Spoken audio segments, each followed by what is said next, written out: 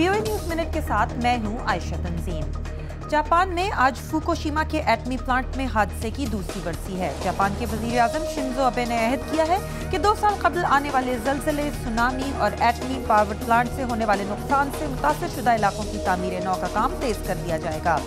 India में उस बस के ड्राइवर ने जेल में खुदकुशी कर ली है जिसमें एक लड़की को रेप और जिस्मानी तशद्दुद का निशाना बनाया गया था। ड्राइवर के खानदान वालों का इल्जाम है कि ये खुदकुशी का केस नहीं। अमेरिका और जनूबी कोरिया ने आज से खित्ते में अपनी सालाना फौजी मशकों का आगाज कर दिया है। इससे कबल शुमाली कोरिया ने दोनों मुल्कों के दरमियान अदम जारियत के मुआहदे को खत्म करने का ऐलान किया था। और स्वीडन की शहजादी लिलियन का 97 बरस की उम्र में स्टॉकहोम में इंतकाल हो गया है।